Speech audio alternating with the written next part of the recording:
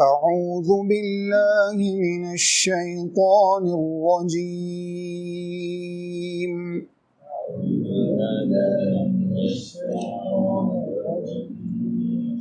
بسم الله الرحمن الرحيم.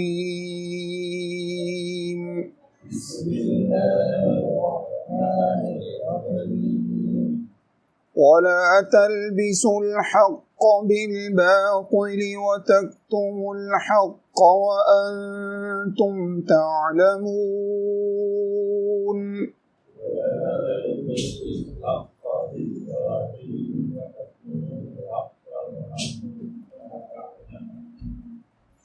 وأقيموا الصلاة وآتوا الزكاة واركعوا مع الراكعين.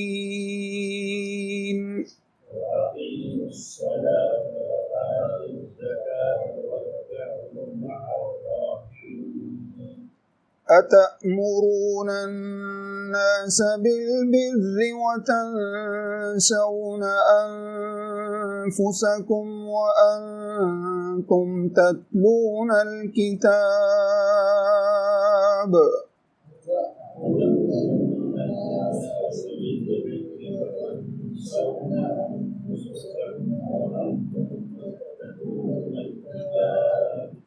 أفلا تعقلون.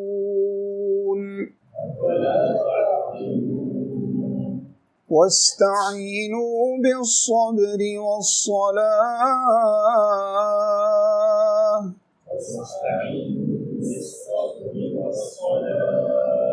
وإنها لكبيرة إلا على الخاشعين.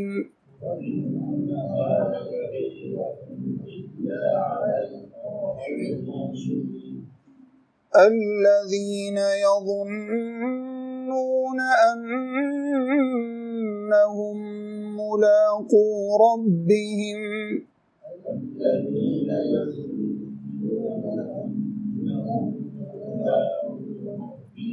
وأنهم إليه راجعون.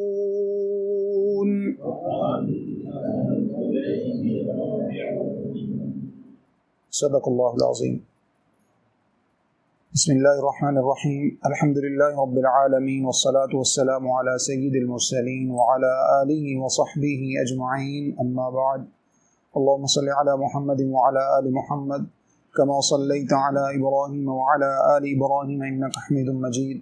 اللہم بارک علی محمد وعلی آل محمد کما بارکت علی ابراہیم وعلی آل ابراہیم انک حمید مجید. آیت نمبر 41 تک ہم اس سے پہلے پڑھ چکے تھے. جو مضمون ابھی ہم پڑھ رہے ہیں اس میں اللہ رب العزت نے بطور خاص بنی اسرائیل کو مخاطب کر کے کچھ انعامات کا تذکرہ فرمایا اور اس کے ساتھ ان کو کچھ باتوں کی دعوت دی، کچھ باتوں کا حکم دیا. خصوصی طور پر ان لوگوں کے لیے تھا اور عمومی طور پر باقی تمام لوگوں کے لیے جیسے امت مسلمہ کے لیے بھی. تو اسی پیرائے میں آگے انشاءاللہ گزشتہ سے پیوستہ آج کا سبق شروع کرتے ہیں. سب سے پہلے ترجمہ دیکھیے آیت نمبر 42 کا. اللہ رب العزت نے فرمایا وَلَا تَلْبِسُوا، اور نہ تم خلط ملط کرو. تلبسو ملتبس کا لفظ ہماری اردو زبان میں استعمال ہوتا ہے کسی چیز کو آپس میں مکس اپ کر دینا.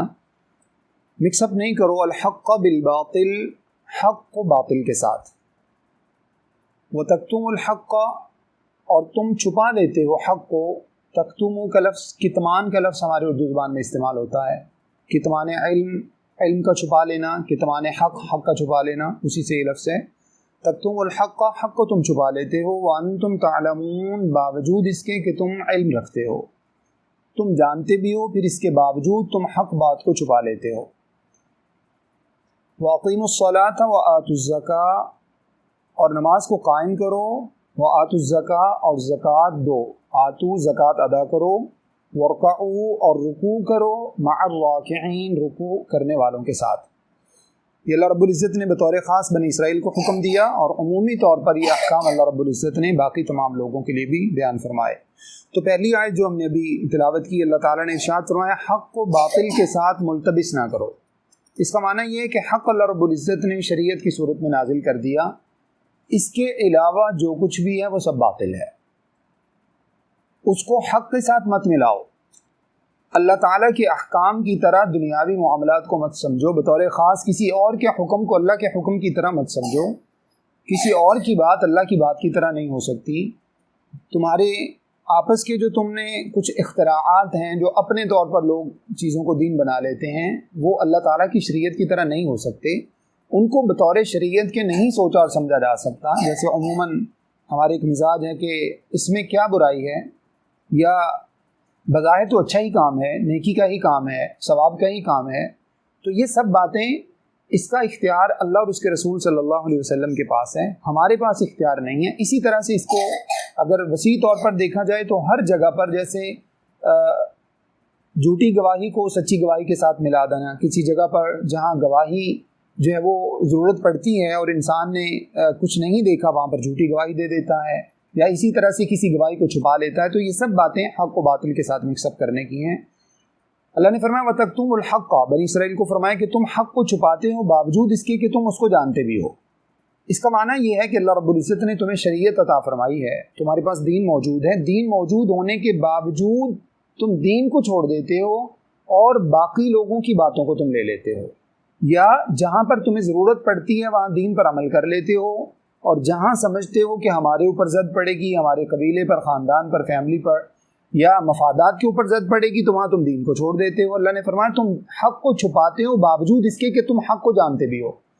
تو جب حق اور اسی طرح سے کسی چیز کا علم ہونے کے باوجود جب انسان اس کے اوپر عمل پیرا نہیں ہوتا، عمل نہیں کرتا، تو اس کا جرم دو گنا ہو جاتا ہے، کیونکہ ایک شخص وہ ہے جس کو علم ہی نہیں کسی بات کا، وہ جانتا ہی نہیں، اگر اس سے غلطی سرزد ہو جاتی ہے تو وہ کس وجہ سے، اس کی نادانستگی کی وجہ سے، اس کی کم علمی کی وجہ سے، اس کی جہالت کی وجہ سے، اس کو پتہ نہیں، اس وجہ سے وہ غلطی سرزد ہو گئی اس سے۔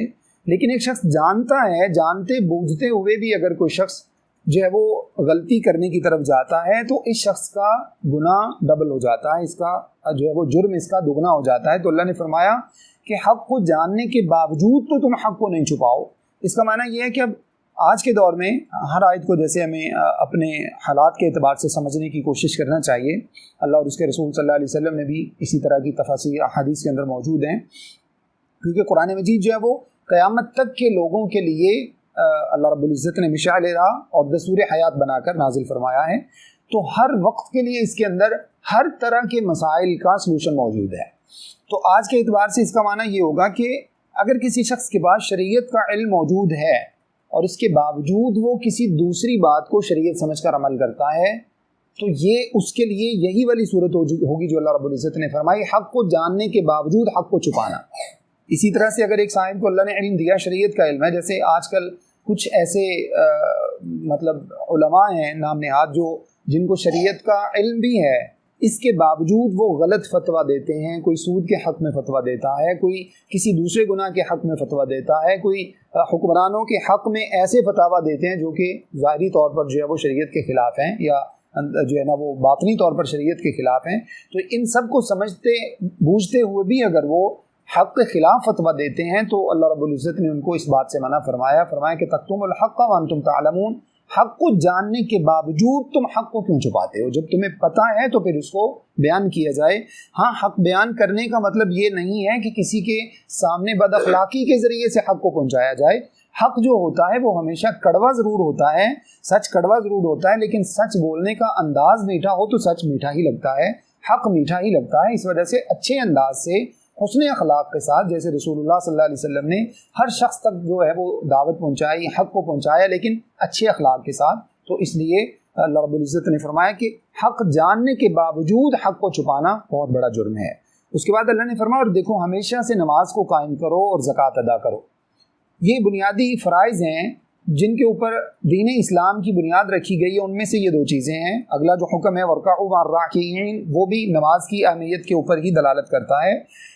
5 ارکان ہیں جن کے اوپر دین اسلام کی بنیاد رکھی گئی ہے۔ رسول اللہ صلی اللہ علیہ وسلم نے صحیح حدیث میں ارشاد فرمایا بنی الاسلام علی 5، دین اسلام کی بنیاد 5 چیزوں کے اوپر رکھی گئی ہے۔ 5 پلرز ہیں دین اسلام کے، اگر ان میں سے کوئی ایک بھی گر جاتا ہے تو یقیناً دین اسلام کی عمارت ناقص ہو جائے گی، اس شخص کے لیے اس کا اسلام کامل نہیں رہے گا۔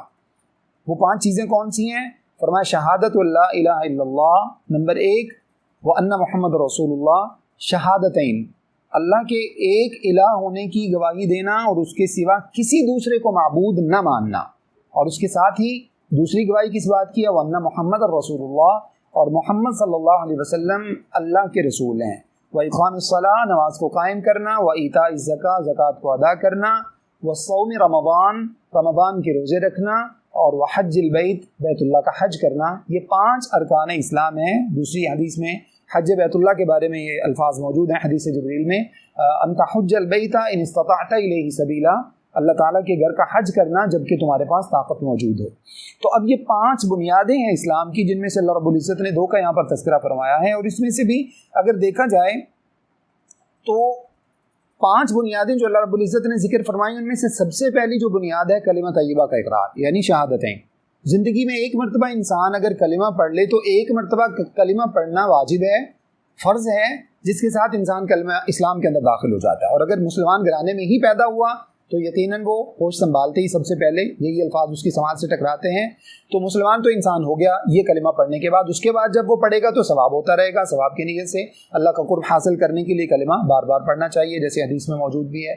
اس کے بعد جو دیگر ارکان ہیں اسلام کے، ان میں سے روزہ رکھنا، یہ سال میں صرف 1 مہینہ فرض ہے، رمضان المبارک جو اگلے مہینے سے انشاءاللہ تعالیٰ اللہ رب العزت ہمیں توفیق عطا فرمائے۔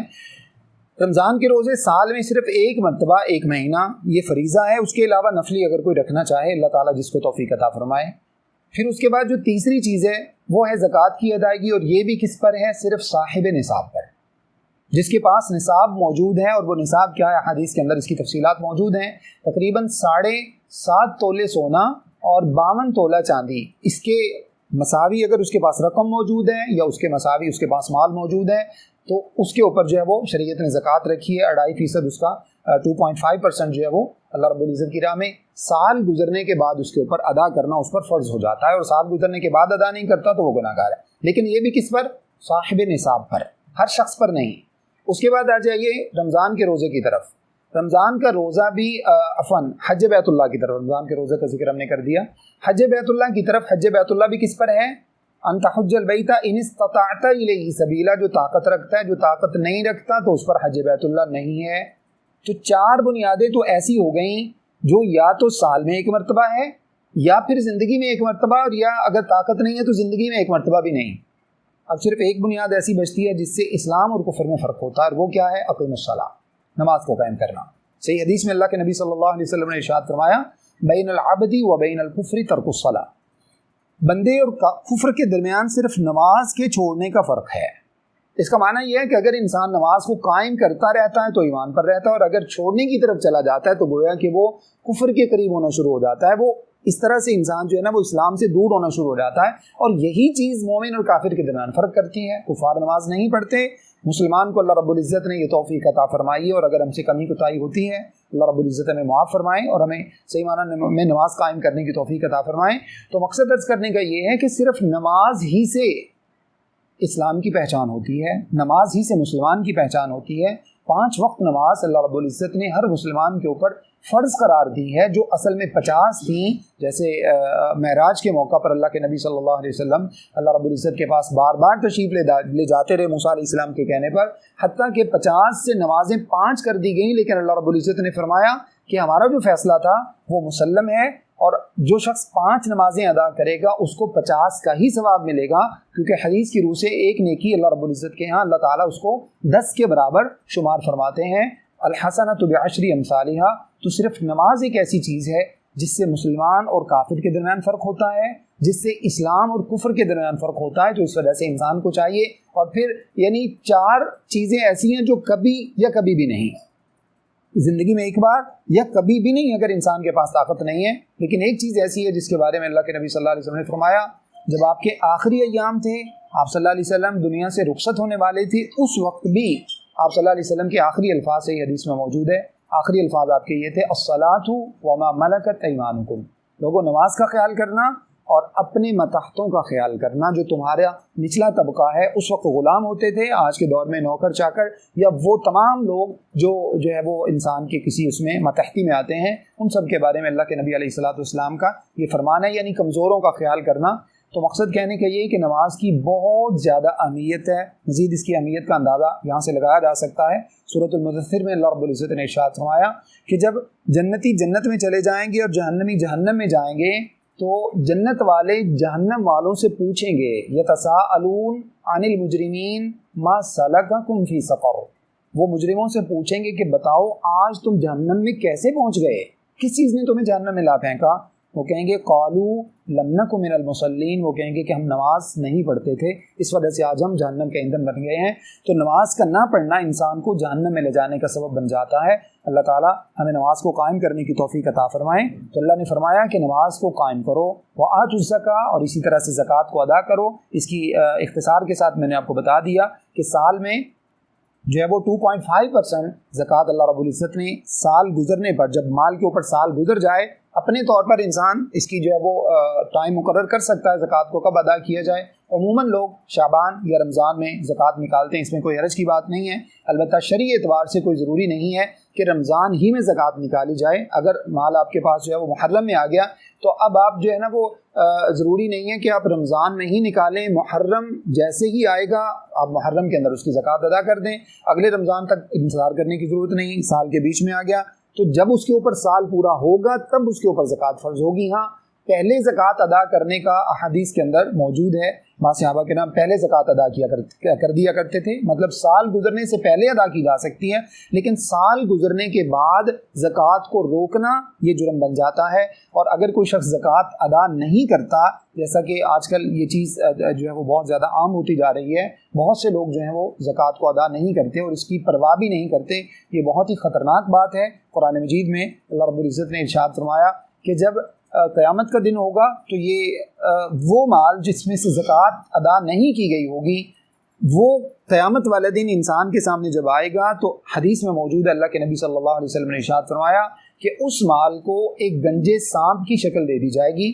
شجاع اقرع کے الفاظ ہیں حدیث کے اندر، فرمایا اس کو گنجے سانپ کی شکل دی جائے گی، اور وہ گنجا سانپ انسان کے جو صاحب مال تھا زکوٰۃ نہیں ادا کرتا تھا اس کے گلے میں لٹکا دیا جائے گا، اور وہ بار بار انسان کی پیشانی پہ ڈسے گا اور کہے گا انا کنزو کا انا مالو کا، میں تیرا مال ہوں، میں تیرا جمع کیا ہوا خزانہ ہوں جس میں سے زکوٰۃ ادا نہیں کی جاتی. اسی طرح سے اللہ نے فرمایا کہ وہ لوگ جو زکوٰۃ کو ادا نہیں کرتے، اللہ نے فرمایا کہ فتقوا بہا جباہہم وجنوبہم وظہورہم ھذا ما کنزتم لانفسکم فذوقوا ما کنتم تکنزون. ان کی پیشانیوں کو، ان کے پہلوؤں کو، ان کی پیٹھوں کو اس مال کے ذریعے سے داغا جائے گا، یعنی لوہے کے اس کو جو ہے وہ گرم کر کے ان کے جسموں کے اوپر اس کو داغا جائے گا، اور پھر ان سے کہا جائے گا کہ ھذا ما کنزتم لانفسکم، یہ وہ خزانہ ہے جو تم اپنے لیے دنیا میں جمع کر کے رکھتے تھے، تو آج اپنے اس خزانے کی بدولت عذاب کو چکھو. اور یہ کب بنتا ہے کنز؟ جب اس میں سے زکوٰۃ کو ادا نہ کیا جائے،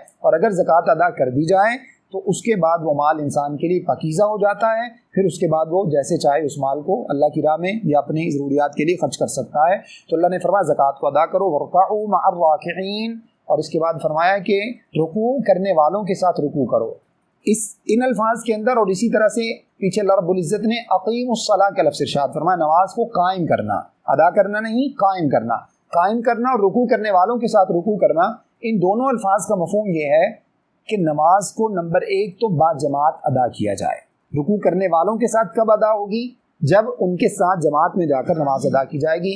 نماز کو مسجد میں جا کر ادا کیا جائے، نماز کو باقاعدہ اہتمام کر کے ادا کیا جائے. پہلے سے انسان اپنے آپ کو نماز کے لیے پریپیئر کریں، اور جب صبح سے انسان اپنا شیڈول مرتب کرنے لگے یا رات کو سوتے وقت انسان اپنی لسٹ بناتا ہے، باقاعدہ تحریر کرتا ہے یا اپنے مائنڈ میں اس کو سیٹ کرتا ہے کہ کل مجھے کون کون سی مصروفیات ہیں، تو سب سے زیادہ پریورٹی اس کے نزدیک نماز کی ہونی چاہیے. وہ سب سے پہلے اپنی نماز کی ٹائمنگز کو ایڈجسٹ کرے کہ مجھے سب سے پہلے اٹھنا ہے، فجر میں نماز ادا کرنی ہے، یا اللہ تعالیٰ نے اس کو توفیق دی ہے تو تہجد کی کوشش کرے، اور اس کے بعد وہ اپنی باقی دن کی پلاننگ، اور وہ بھی اس انداز سے کہ اگر اس کو ٹریول کرنا ہے تو سوچے مجھے عصر کہاں پہ ملے گی، مجھے ظہر کہاں پر ملے گی، مجھے مغرب کہاں پر ملے گی. یہ اقامت صلاح ہے. اسی طرح سے حدیث کے اندر اس کا اور بھی مفہوم موجود ہے. اقامت صلاح میں یہ چیز شامل ہے کہ انسان اپنے متعلقین جو ہیں، جیسے اگر گھر میں سربراہ ہے تو اپنی بیوی کو، اپنے بچوں کو، اپنی بیٹیوں کو، اپنے بیٹوں کو، اپنی بہو کو، ان سب لوگوں کو جو بھی اس کے گھر کے اندر موجود ہیں، یا اگر آفس میں ہے تو آفس میں، اگر کسی دوسری جگہ پر ہے تو شاپ پہ ہے تو شاپ میں، جو لوگ اس کے قرب و جوار میں، اس کے دائرہ کار میں موجود ہیں، جن کے اوپر اس کا اختیار ہے، ان کو نماز کا حکم دیں۔ نماز اہتمام بذات خود بھی اہتمام کرے اور ان کو بھی نماز کا اہتمام کروانے کی کوشش کرے۔ بعض مرتبہ کیا ہوتا ہے کہ آفس باس جو ہے وہ خود تو نماز پڑھنے چلے جاتے ہیں، لیکن اسٹاف سارا بیٹھا رہتا ہے، اسٹاف سارا باقی امور کو سر انجام دے رہا ہوتا ہے۔ یہ نماز کا قائم کرنا نہیں ہے، یہ نماز کا ادا کرنا ہے۔ اس شخص نے اپنی طرف سے جا کے نماز ادا کر لی ہے، لیکن ان لوگوں کو چونکہ اسی نے الاؤ نہیں کیا، یہ باس ہے اور یہ الاؤ کر سکتا تھا، اس کے پاس اختیار موجود ہے، یہ 10-15 منٹ کا ٹائم نکال سکتا تھا، اس نے نہیں کیا، تو ان لوگوں کا جرم اس کے اوپر ہے اگر وہ نماز پڑھنا چاہتے ہیں اور اس کی طرف سے ان کو اجازت نہیں دی جاتی۔ تو نماز کا قائم کرنا یہ ہے کہ ان سب لوگوں کو باقاعدہ جب اللہ تعالیٰ نے اس کو اختیار دیا ہے تو وہ ان کو نماز کے لیے کہے، اور اگر اس کے پاس وہ اختیار موجود نہیں ہے، کہیں پر یہ امپلائی ہے، یہ دوسری صورت ہے، تو کم از کم اپنی ذات کا یہ ذمہ دار ہے، اپنی ذات کے اعتبار سے اس کو لازم ہے کہ بذات خود نماز کی ادائیگی کی کوشش کرے۔ اسی طرح سے صحیح حدیث میں موجود ہے، ہم بعض مرتبہ نماز کے لیے مسجد میں نہیں جاتے، مسجد میں نماز کے لیے جانا از حد ضروری ہے۔ عبداللہ ابن ام مکتوم رضی اللہ تعالیٰ عنہ اللہ کے رسول صلی اللہ علیہ وسلم کے صحابی تھے، نابینا تھے، انہوں نے اللہ کے نبی صلی اللہ علیہ وسلم سے کچھ باتیں عرض کی۔ اللہ کے رسول صلی اللہ علیہ وسلم، میں نابینا ہوں، رستے میں جانور ہوتے ہیں، درندے ہوتے ہیں، رستے خاردار ہوتے ہیں، جھاڑیاں ہوتی ہیں، بعض مرتبہ کیچڑ ہوتا ہے، مسجد دور پڑتی ہے۔ اللہ کے رسول صلی اللہ علیہ وسلم یہ ساری باتیں ذکر کرنے کے بعد، ہر بات کے بعد اللہ کے نبی صلی اللہ علیہ وسلم سے پوچھتے کیا میں گھر میں نماز ادا کر سکتا ہوں؟ اللہ کے رسول صلی اللہ علیہ وسلم ایک سوال فرماتے، اتسمع النداء، اذان کی آواز آتی ہے؟ ورز کرتے آتی ہے۔ اللہ کے رسول صلی اللہ علیہ وسلم فرماتے نماز مسجد میں، یعنی اتنے سب کچھ جو ہے نا وہ عذر ہونے کے باوجود، یہ تمام کے تمام ان میں سے کوئی بھی عذر اگر انسان کے پاس موجود ہے، نبینا ہے، رستے مشکل ہیں، خاردار ہیں، جھاڑیاں ہیں، رستہ مشکل ہو جاتا ہے گزرنا، رستے میں درندے پڑتے ہوں، رستے میں جو ہے نا وہ کیچڑ کی وجہ سے انسان کے لیے آنا جانا مشکل ہو، مسجد دور پڑتی ہو، یہ سب کچھ ہونے کے باوجود اللہ کے نبی صلی اللہ علیہ وسلم نے فرمایا اذان کی آواز آتی ہے، عرض کی آتی ہے، فرمایا نماز مسجد میں۔ تو یہ نماز کا قائم کرنا ہے، وَارْكَعُوا مَعَ الرَّاكِعِينَ، رکوع کرنے والوں کے ساتھ رکوع کرنا یہ ہے۔ اللہ رب العزت ہمیں ہمیشہ سے نماز کو باجماعت ادا کرنے کی توفیق عطا فرمائے۔ اس کے بعد اللہ نے فرمایا تَأْمُرُونَ النَّاسَ بِالْبِرِّ وَتَنْسَوْنَ أَنفُسَكُمْ، کیا تم حکم دیتے ہو لوگوں کو بالبر نیکی کا، وَتَنْسَوْنَ أَنفُسَكُمْ، اور تم اپنے آپ کو بھول جاتے ہو، وَأَنْتُمْ تَتْلُونَ الْكِتَابَ، اور حالانکہ تم کتاب کی تلاوت کرتے ہو۔ کتاب سے مراد چونکہ بنی اسرائیل مخاطب ہیں، اس وقت جو ان کے پاس کتاب موجود تھی تورات کی صورت میں، اللہ نے فرمایا کہ تم کتاب پڑھنے کے باوجود، یعنی کتاب کی تلاوت کرتے ہو، اللہ کے احکام پڑھتے ہو، پھر بھی تم اپنے آپ کو بھول جاتے ہو۔ افلا تعقلون، کیا تم لوگ عقل نہیں رکھتے، شعور نہیں رکھتے؟ یہاں پر اللہ رب العزت نے ایک معاشرتی جرم کا یہاں پر جو ہے وہ ذکر کیا، جو بنی اسرائیل کے اندر پایا جاتا تھا اور جو اس وقت ہمارے بھی بعض لوگوں کے اندر موجود ہے۔ فرمایا کہ تم لوگوں کو تو نیکی کا حکم دیتے ہو، لیکن اپنے اوپر تم اس کا امپلیمنٹ نہیں کرتے۔ یہ بہت بڑا جرم ہے۔ جیسے قرآن میں دوسری جگہ اللہ نے فرمایا یحبون ان یحمدوا بما لم یفعلوا، کچھ لوگ وہ ہوتے ہیں جو چاہتے ہیں ان کی ایسی بات کے اوپر تعریف کی جائے جو انہوں نے نہیں کیا ہوتا، یعنی بذات خود تو وہ صرف چاہتے ہیں کہ ہماری صرف زبانی کلامی ہی کافی ہے، ہمیں کسی عمل کی ضرورت نہیں ہے، ہاں لوگوں کو پہنچا دیا تو یہی کافی ہے۔ یہ قول و فعل کا جو تضاد ہے یہ اللہ رب العزت کو بہت ناپسندیدہ ہے۔ دوسروں کو تو انسان کہے، جیسے اللہ نے شروع میں ہم نے پڑھا تھا، اللہ نے فرمایا لِمَ تَقُولُونَ مَا لَا تَفْعَلُونَ، بلکہ بعد میں بھی جا کر ہم پڑھیں گے سورہ صف کے اندر بھی، فرمایا کہ تم لوگوں کو ایسی بات کا حکم کیوں دیتے ہو جس کے اوپر بذات خود تمہارا اپنا عمل موجود نہیں ہے۔ اور جب انسان کا اپنا عمل نہیں ہوتا تو پھر دوسروں کے اوپر، مخاطبین کے اوپر اس کا اثر بھی نہیں ہوتا۔ اس کی مثال یوں سمجھ لیجئے کہ اگر والد اپنی اولاد کو نماز کا حکم دیتا ہے، نماز پڑھتا نہیں ہے، تو اس کی اولاد کبھی نمازی نہیں بن سکتی۔ ہاں کہتا نہیں ہے، نماز پڑھنے چلا جاتا ہے، تو اس کی دیکھا دیکھی خود بخود اولاد اس کے ساتھ نماز کے لیے جانا شروع ہو جاتی ہے۔ تو عمل کی اللہ رب العزت کی اہمیت ہے، اسپیچ کی، تقریر کی، بولنے کی، لوگوں تک صرف پیغام پہنچانے کی اپنی جگہ یہ فریضہ موجود ہے تبلیغ دین کا، لوگوں تک یہ پہنچانا چاہیے، لیکن اس کے ساتھ سب سے پہلے اس کا امپلیمنٹ انسان اپنے نفس کے اوپر کرے، اپنی جان کے اوپر کرے، بذات خود عمل کرے۔ رسول اللہ صلی اللہ علیہ وسلم نے اخلاق کا حکم دیا تو اخلاق کا اعلیٰ ترین نمونہ بن کے دکھایا۔ نماز کا حکم دیا تو ساری رات، آدھی رات رات کا 3/4 اللہ کے رسول صلی اللہ علیہ وسلم نے نمازیں پڑھی، بذات خود اتنا عمل تھا اللہ کے نبی صلی اللہ علیہ وسلم کا، جہاد کا حکم دیا تو صف اول میں جہاد کر کے دکھایا۔ اسی طرح سے کسی بھی بات کا اگر اللہ کے رسول صلی اللہ علیہ وسلم نے معاشرت میں کسی بات کا حکم دیا، اگر شوہر کو اچھا ہونے کا کہا تو سب سے بہترین شوہر بن کے دکھایا، اگر کسی باپ کو اچھا بننے کا حکم دیا تو سب سے بہترین باپ بن کے دکھایا۔ کسی بھی الغرض پہلو سے اللہ کے نبی صلی اللہ علیہ وسلم کی حیات طیبہ کو ہم دیکھیں، جس بات کا بھی رسول اللہ صلی اللہ علیہ وسلم نے حکم دیا، سب سے پہلے اللہ کے رسول صلی اللہ علیہ وسلم نے عملی نمونہ اس کا کر کے دکھایا۔ تو یہ شریعت کی ریکوائرمنٹ ہے، جب انسان کسی دوسرے کو حکم دے تو سب سے پہلے بذات خود عمل کریں۔ اللہ نے فرمایا پھر یہ جرم، جیسے ہم نے پچھلی آیت میں پڑھا، اور زیادہ شدت اس وقت اختیار کر جاتا ہے جب انسان کے پاس نالج بھی ہو، جب انسان کے پاس کتاب کا علم بھی ہو۔ جیسے بنی اسرائیل کا یہ وتیرہ تھا کہ وہ کتاب ہونے کے باوجود کتاب کی باتوں کو چھپا دیتے، کتاب کی باتوں پر خود عمل نہ کرتے، لوگوں کے اوپر تو عمل کروانے کی کوشش کرتے، لوگوں کو تو حکم دیتے، لیکن بذات خود علم ہونے کے باوجود، نالج ہونے کے باوجود بذات خود عمل کرنے کی کوشش نہ کرتے۔ اللہ نے فرمایا یہ بات خلاف عقل ہے، افلا تعقلون، تم عقل نہیں رکھتے؟ یعنی عقل رکھتے ہو تو پھر جس بات کا تم لوگوں کو حکم دیتے ہو سب سے پہلے تمہیں خود اس کے اوپر عمل کرنا ہے۔ تو شرعی احکام کے اندر بنیادی یہ چیز ہے، جب ہم بذات خود عمل کریں گے تو یقیناً ہماری بات میں تاثیر بھی ہوگی، جب ہم جس کو حکم دیں گے اس کو بھی اللہ تعالیٰ توفیق عطا فرمائیں گے۔ وَاسْتَعِینُوا بِالصَّبْرِ وَالصَّلَاةِ، اس کے بعد اللہ نے فرمایا اور مدد طلب کرو بالصبری، صبر کے ساتھ، والصلاة اور نماز کے ساتھ، وَإِنَّهَا لَكَبِيرَةٌ إِلَّا عَلَى الْخَاشِعِينَ، اور بے شک یہ نماز اور صبر کا معاملہ بہت گراں ہے، لَكَبِيرَةٌ بہت بڑا ہے، مطلب اس کے اوپر عمل پیرا ہونا بہت مشکل ہے، مگر ان لوگوں پر مشکل نہیں ہے، علی الخاشعین، جو خشوع خضوع اختیار کرنے والے، جو اللہ سے ڈرنے والے ہیں، ان کے اوپر یہ معاملہ بھاری نہیں ہے۔ اس کے علاوہ باقی لوگوں کے لیے اس چیز کے اوپر عمل کرنا بہت مشکل ہے۔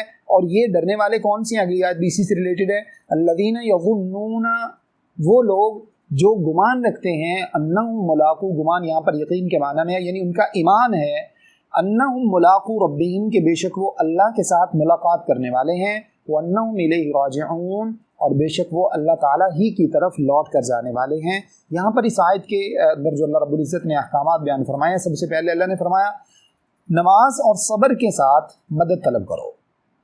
رسول اللہ صلی اللہ علیہ وسلم کے بارے میں صحیح حدیث میں موجود ہے کہ جب بھی اللہ کے نبی علیہ السلام کو کسی معاملے میں کوئی مشکل پیش آتی یا کوئی آپ کی حاجت ہوتی یا کوئی ضرورت ہوتی، اللہ کے رسول صلی اللہ علیہ وسلم 2 رکعت ادا فرماتے، آپ نماز ادا فرماتے، نماز کے ذریعے اللہ رب العزت سے مدد طلب کرتے۔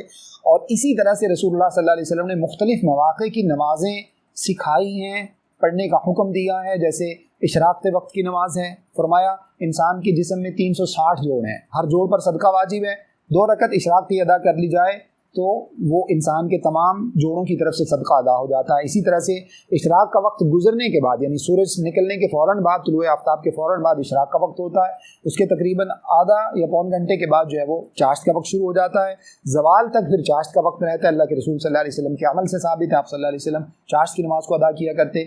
اسی طرح سے نماز استخارہ آپ صلی اللہ علیہ وسلم نے سکھائی، اس کی دعا سکھائی، اس کے لیے نماز پڑھنے کا حکم دیا۔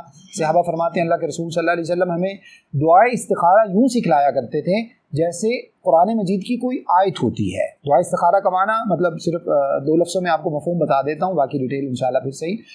اس کا معنی یہ ہے کہ انسان کو جب کسی بھی معاملے کے اندر کسی مشورے کی ضرورت ہوتی ہے، کسی چیز میں انسان کو رہنمائی کی ضرورت ہے، جیسے ہم آپس میں ایک دوسرے سے مشورہ کرتے ہیں، اور اس کی بھی اہمیت ہے، قرآن مجید میں اللہ تعالیٰ نے اس کا ذکر کیا ہے، اسی طرح سے ہم اللہ رب العزت سے بھلائی کے طالب ہوتے ہیں دعا استخارہ کے ذریعے۔ اس کا طریقہ یہ ہے کہ پہلے 2 رکعت نماز ادا کی جائے، اس کے بعد دعا مانگی جائے، مخصوص دعا جو رسول اللہ صلی اللہ علیہ وسلم نے سکھائی، اللہم انی استخیرک بعلمک، لمبی دعا ہے آخر تک، جس کا مفہوم یہ ہے کہ اللہ رب العزت آپ اس چیز کے بارے میں، اس کی برائی یا اس کی بھلائی کو آپ جانتے ہیں، میں نہیں جانتا، اگر آپ سمجھتے ہیں کہ میرے لیے اچھا ہے تو میرے مقدر میں کر دیجئے، اور اگر آپ کے نزدیک یہ میرے حق میں اچھا نہیں ہے تو اللہ اس کو مجھ سے دور کر دیں، مجھے اس سے دور کر دیں، اور میرے مقدر میں بھلائی جہاں کہیں پر بھی ہو اللہ آپ اس کو میرے مقدر میں کر دیں۔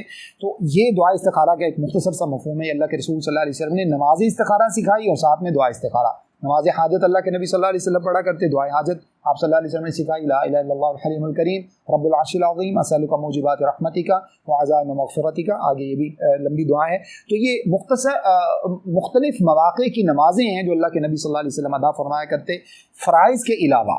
بنیادی طور پر فرض کا ہے، اور اس کے علاوہ نفل ادا کرنے کا حکم ہے۔ جب بھی انسان کو ضرورت ہو تو نماز کے ذریعے سے مدد طلب کی جائے۔ نماز کے ذریعے جب انسان مدد طلب کرتا ہے تو اللہ رب العزت کے سب سے زیادہ قریب انسان نماز کی حالت میں ہوتا ہے۔ حتیٰ کہ بعض صحابہ نے اللہ کے رسول صلی اللہ علیہ وسلم سے عرض کیا، اللہ کے رسول صلی اللہ علیہ وسلم، جب آپ دنیا سے تشریف لے جائیں گے، جب جنت کا معاملہ ہوگا تو وہاں پر تو ظاہر ہے کہ پوری کائنات کے لوگ ہوں گے، وہاں ہم تو آپ کو تلاش ہی نہیں کر پائیں گے۔ تو اللہ کے رسول صلی اللہ علیہ وسلم نے مختلف احادیث کا یہ مفہوم ہے، اللہ کے رسول صلی اللہ علیہ وسلم نے ارشاد فرمایا، تم کیا چاہتے ہو کہ کس طرح سے معاملہ ہونا چاہیے؟ کہنے لگے اللہ کے رسول، ہم آپ کی مرافقت کا سوال کرتے ہیں، جنت میں ہمیں آپ کی رفاقت نصیب ہو جائے، آپ کا قرب نصیب ہو جائے، تاکہ ہم وہاں پر بھی اسی طرح سے ایزیلی آپ کا دیدار کر سکیں۔ تو اللہ کے نبی صلی اللہ علیہ وسلم نے ارشاد فرمایا، اعنی علی نفسی کا بکثرت السجود، اگر ایسا چاہتے ہو تو پھر کثرت سے نفلی نماز ادا کیا کرو، کثرت سے سجدے کیا کرو۔ سجدے سے مراد یہاں پر نماز ادا کرنا ہے۔ نفلی نماز جتنی زیادہ پڑھو گے اتنا ہی تم قیامت والے دن اللہ کے رسول صلی اللہ علیہ وسلم کے قریب ہو جاؤ گے۔ اللہ میں توفیق عطا فرمائے۔ اس کے بعد صبر کا معاملہ ہے۔ صبر کیا ہے؟ صبر دو قسم کا ہوتا ہے۔ ایک صبر وہ ہے جو انسان کے اوپر دنیاوی اعتبار سے مشکلات آتی ہیں، جیسے مالی مشکلات ہیں، یا اسی طرح سے انسان کے اوپر کوئی غم آ جاتا ہے، گھریلو کوئی پریشانی آ جاتی ہے، جیسے اللہ نے فرمایا وَلَنَبْلُوَنَّكُمْ بِشَيْءٍ مِّنَ الْخَوْفِ وَالْجُوعِ وَنَقْصٍ مِّنَ الْأَمْوَالِ وَالْأَنفُسِ وَالثَّمَرَاتِ وَبَشِّرِ الصَّابِرِينَ۔ مختلف آزمائشیں انسان کے اوپر آتی ہیں، کبھی بھوک کی وجہ سے، قحط سالی کی وجہ سے، کبھی خوف کی وجہ سے۔ یہ انسان کی ایک قسم کا صبر یہ ہے۔ فرمایا صبر کرنے والوں کے لیے یہاں پر خوشخبری ہے۔ اس کے اوپر انسان اللہ تعالیٰ کے جو اللہ تعالیٰ کی تقدیر ہے اس کے اوپر انسان شاکر رہے اور شکوہ نہ کرے، شاکی نہ ہو۔ ایک صبر یہ ہے۔ دوسرا صبر یہ ہے کہ جب انسان دین کے اوپر عمل پیرا ہوتا ہے تو وہاں پر انسان کے لیے کچھ مشکلات کریٹ ہوتی ہیں، کچھ لوگ انسان کو طعن و تشنیع کرتے ہیں، کچھ اس کو جو ہے وہ مورد الزام ٹھہراتے ہیں، مختلف قسم کے القابات سے نوازتے ہیں، جیسا کہ مطلب اسلام فوبیا جن لوگوں کے آپ نے آپ مجھ سے زیادہ بہتر سمجھتے ہیں ان چیزوں کو، کس طرح سے لوگ جو ہے نا وہ ہٹ کرنے کی کوشش کرتے ہیں۔ داڑھی والے کو جو کسی نے رومال رکھا ہوا ہے اس کو، کسی نے ٹوپی پہنی ہے اس کو، کسی نے عبایا پہنا ہے اس کو، کسی نے حجاب پہنا ہوا اس کو، تو یہ سب اسلام کے اوپر چلنے کی وجہ سے مختلف تکالیف جو انسان کو سامنا کرنا پڑتا ہے۔ رسول اللہ صلی اللہ علیہ وسلم کی اور تقریباً تمام انبیاء کی سنت ہے، ہر نبی علیہ السلام کے ساتھ اس طرح کا ماجرا ہوا۔ ایک صبر یہ ہے، یہ دونوں چیزوں کے اندر انسان کا اپنے آپ کو اللہ کی تقدیر کے اوپر راضی رکھنا اور اس کے اوپر صبر اور شکر کرنا اور شکوہ نہ کرنا، اور شکوہ اگر انسان کرے تو اللہ رب العزت کے سامنے اپنے جو ہے وہ جذبات اللہ رب العزت کے سامنے رکھے، بلکہ دنیا کے سامنے انسان اللہ کے معاملات کا شاکی نہ ہو، یہ صبر ہے۔ اور صبر کب ہوتا ہے؟ بعض مرتبہ جب انسان کو کوئی تکلیف پہنچتی ہے تو انسان جزا فضا کر لیتا ہے، انسان روتا ہے، چیختا ہے، چلاتا ہے، اچھا خاصا رو لیتا ہے، پیٹ لیتا ہے، پھر جب انسان تھک جاتا ہے تو اس کے بعد کہتا ہے میرا صبر ہے۔ یہ صبر نہیں ہے، بلکہ اللہ کے نبی صلی اللہ علیہ وسلم نے ارشاد فرمایا الصبر عند صدمۃ الاولی، صبر کب ہے؟ جیسے ہی صدمہ پہنچے فوراً، جیسے اللہ نے فرمایا وبشر الصابرین، خوشخبری صبر کرنے والوں کے لیے ہے۔ صبر کرنے والے کون سے ہیں؟ الذین اذا اصابتهم مصیبہ، جب ان کو کوئی پریشانی لاحق ہوتی ہے تو وہ کیا الفاظ بولتے ہیں؟ قالوا انا للہ وانا الیہ راجعون، یہ الفاظ بول کر معاملہ اللہ کے سپرد کر دیتے ہیں۔ اس کے باوجود کسی کا انسان کا کوئی قریبی دنیا سے چلا جاتا ہے تو انسان رنجیدہ ہو جاتا ہے، آنکھوں سے آنسو چھلک جاتے ہیں، یہ انسان کا ایک فطرتی تقاضا ہے، یہ چیز صبر کے خلاف نہیں ہے۔ تو اس وجہ سے صبر کا اصل جو مفہوم ہے وہ یہ ہے کہ انسان شاکی نہ ہو، اللہ تعالیٰ کا شکوہ نہ کرے۔ تو اللہ نے فرمایا کہ ان دو چیزوں کے ذریعے سے اگر تم مدد طلب کرو گے تو یہ تمہارے لیے بہت بہتر ہوگا، لیکن یاد رکھو ان دونوں چیزوں کے اوپر عمل کرنا بہت مشکل ہے، بہت مشکل ہے۔ نماز کے ذریعے سے مدد طلب کرنا، صبر کرنا بہت مشکل ہے۔ ہم تو سامنے سے اگر جو ہے نا وہ ایک جملہ آتا ہے تو ہم 10 جملوں کے ساتھ جواب دیتے ہیں، یہ صبر تو نہیں ہے نا، یقیناً یہ مشکل معاملہ ہے۔ اسی طرح سے اگر سامنے سے کوئی ایک جو ہے نا وہ کوئی مشکل ہمارے لیے کریٹ ہوتی ہے تو ہم اس کے لیے 10 مشکلات کریٹ کرنے کی کوشش کرتے ہیں، اور کوئی ہوتا کون ہے بات کر کے چلا جائے، کوئی ہوتا کون ہے ہمیں کچھ جو ہے نا وہ لام تان کر کے چلا جائے۔ ہم اینٹ کا جواب پتھر سے دینے کے عادی ہیں، یہ صبر نہیں ہے۔ اسی طرح سے کوئی اچھا کرے ہم اچھا کریں، کوئی برا کرے ہم برا کریں، یہ بھی جو ہے نا وہ اخلاق اور صبر نہیں ہے۔ صبر یہ ہے کہ وہ اچھا کرے تو آپ اچھا کریں، وہ برا کرے تو آپ تب بھی اچھا ہی کریں۔ قرآن میں اللہ نے یہی بات ارشاد فرمائی ہے، ایمان والوں کی صفت یہ ہے کہ وَيَدْرَؤُونَ السَّيِّئَةَ بِالْحَسَنَةِ، جو قرآن مجید کے الفاظ میں فرمایا کہ جو ایمان والے لوگ ہیں وہ کیا کرتے ہیں؟ برائی کا بدلہ اچھائی کے ساتھ دیتے ہیں۔ جب ان کے ساتھ کوئی برا کرتا ہے تو وہ بدلہ اس کا اچھائی سے دیتے ہیں۔ تو اللہ نے فرمایا یہ بہت گراں کام ہے، لیکن ان لوگوں پر نہیں الا علی الخاشعین، جو کہ اللہ سے ڈرنے والے ہیں ان کے لیے یہ کام بہت آسان ہے۔ اور ان کے لیے آسان کیوں ہے؟ آگے اللہ نے اس کی وجہ بیان فرمائی ہے، کیونکہ ان کا اللہ کی ملاقات کے اوپر یقین ہے۔ جب انسان کا قیامت کے دن پر یقین ہوتا ہے تو انسان کے لیے نیکی پر عمل کرنا بہت آسان ہو جاتا ہے، اور جب قیامت سے انسان کا ایمان کمزور ہوتا ہے تو انسان نہ صرف بد عملی کی طرف چلا جاتا ہے بلکہ بے عملی کی طرف بھی چلا جاتا ہے، انسان گناہ بھی کرتا ہے اور نیک اعمال کو چھوڑ بھی دیتا ہے۔ تو اس وجہ سے ہمیشہ سے اپنی آخرت کے اوپر نظر رکھی جائے تو اللہ رب العزت انسان کے لیے نیکیوں کے معاملات آسان فرماتے رہتے ہیں۔ اللہ سے دعا ہے کہ جو کچھ میں نے آپ کے سامنے بیان کیا مجھے اور آپ سب کو سمجھنے، عمل کرنے اور آگے پہنچانے کی توفیق عطا فرمائیں۔ استغفر اللہ لی ولکم ولسائر المسلمین۔